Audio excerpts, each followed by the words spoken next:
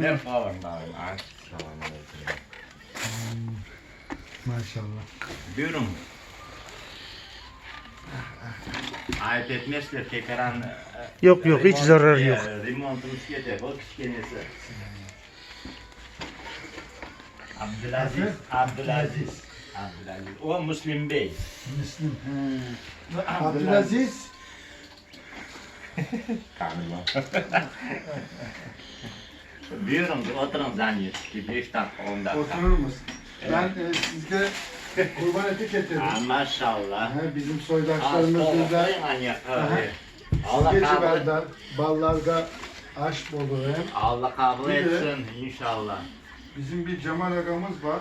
Evet. O da size bir miktar paracı verdi. Allah kabul etsin Allah razı inşallah. olsun. Elhamdülillah. Oturun bir dua ederiz inşallah. Dua ederiz inşallah. Oturun.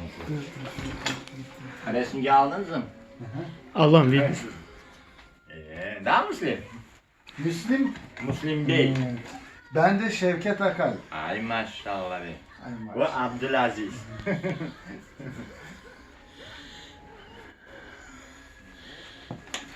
Evet, oturunuzlar, buyurunuzlar.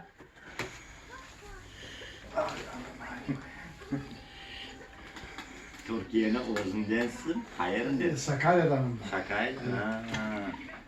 Ben yaklaşık 3-4 sene önce de Zeki Hoca geldi mi? Zeki Hoca. Ben Cibergen'dim sizge. Bu ballarını öyle hatırladım. Resim şeklinde. Zeki Hoca. Şimdi kendiniz nasip olduk yani. Maşallah. Abdülaziz. O daha laf etmeye bilmiyor, no? Daha. Ayten da. Sesimi anlıyor mu? Yok böyle anlay, bunu otursa anlay, yaxşı anlay. Müslüm. Da deb koy, da deb koy bana. Da. Da deb koy bana. Baba deb koy. Baba.